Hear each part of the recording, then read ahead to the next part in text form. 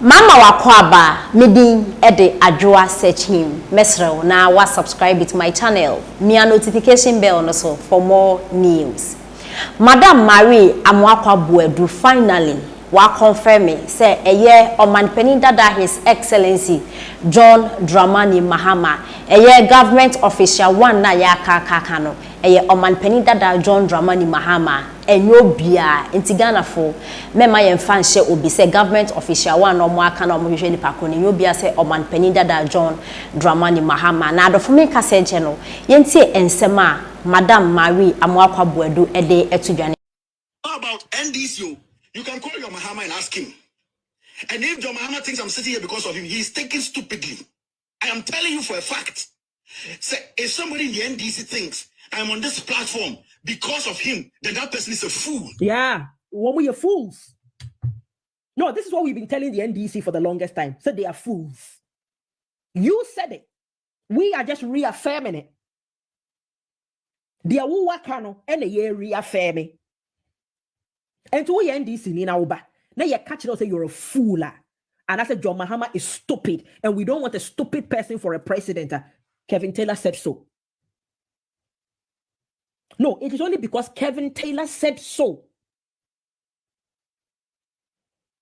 Me many bring na and say, I don't want a stupid person to be leading Ghana.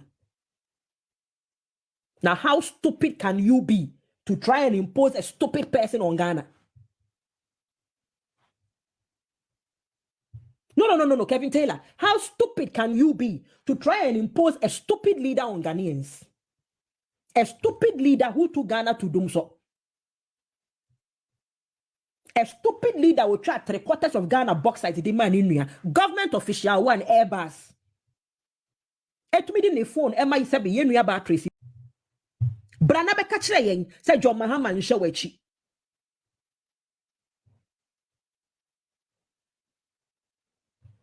See a friend of democracy na ya Yankwa yanim kakra na mehwe se mehu baby a honorable so koto to be the man me wo net 2 ho na ni nyina because of wo ena wo maame.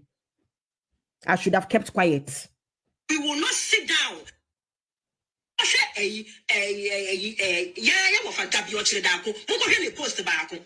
Moko Dabi Ochredako post baako. I all care about how our ministers Ukrano, Moon to me use to yeah, friend social media near the I can Baby, only pack on one fat Kennedy Japan response no anchor video no. This was 3 years ago.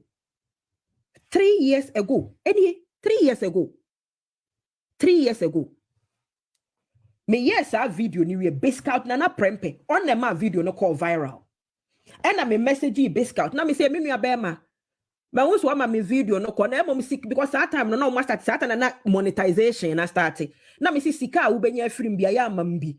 Na me ye projects bi no Ghana charity channel so no problem. Na me promise you e this three e the messenger. And the honorable Kennedy Japan to 2 be the man name no ewo net 2 no so no and a Miami try e ho no na me be to me Facebook na me catch them me viewers at the time say mama o na ladies ni bi boafu na me say nobody is going to respond to him. The message na ye person na nsaka na nsaka, our job is done. And NDC for ma a support to nyinara omum Kennedy Japan di ma mi atem enti omo so omo anti omo anti se wabro ni anti omo aka di wachi nyina ma ni nyina will go steam for man omo nyina so omo anti Maria Amwakwa Buedu nko an oteye so wa antena se obe defend wo maabe e defend wo papa ene wo ba bebisa question say ade na me kan nsem we num nyana ene de madani machi a kire John Mahama ade John Mahama me papa John Mahama wetua me mortgage da. Which one of my bills has John Mahama paid? Hey, I'm committed to John Mahama the rest of my life. Now John Mahama will name me. Me so me name no. Ni ametumi ayama na me yama 2020 no kaput. adofo ye na yate ensem a Madam Mary Amoakwa Buadu ede atudwa na obi bebisa se adenti na nansen adwoa bibia Mary Amoakwa Buadu bibia Mary Amoakwa Buadu ni enti a mede ne ho news eba bebre ne se ye beka ya 2020 abo ye ba beto aba no Madam Mary Amoakwa Buadu ejigine mu eye campaign de ma omanpani dada John Dramani Mahama na enya asem keto akra friend Nanado omano names or calling names or your criminal or your thief or your say Ghana for eto aba edi etiano 2020 and say his excellency Nanado Dankwa Akufo-Addo esan beye president bio Maria Amoakwa Buadu eka ensem bebre now Marie etre say oye NPP ni na okọ NDC nti wa back to NPP na eniama okan ewo 2020 mo no enye semketo akwa nti wa sesen yende oso wa ba beye NPP ni na wona nkasa ede ne nsem etudwa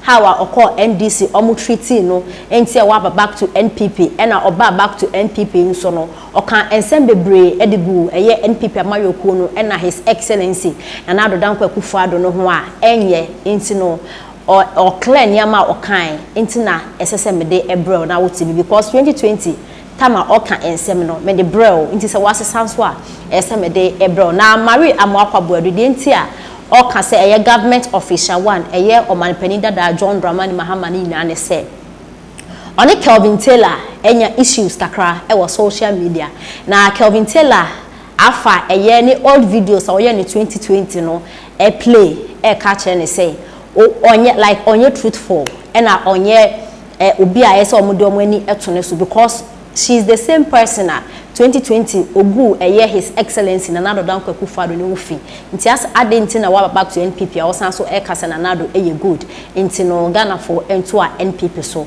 leno na Mary Amoakwa Buadu so kire se wo Kelvin Taylor so ono okasa se Nanado ye okronfo na de ade kra 2024 nya his excellency Nanado Dankwa Akufo-Addo esanso abeye president bill but wo Kelvin Taylor wotena wo TV so kache Ghana for se omanpani dada John Dramani Mahama edwen se wo Kelvin Taylor ye campaign de amane dia then he's thinking stupidly.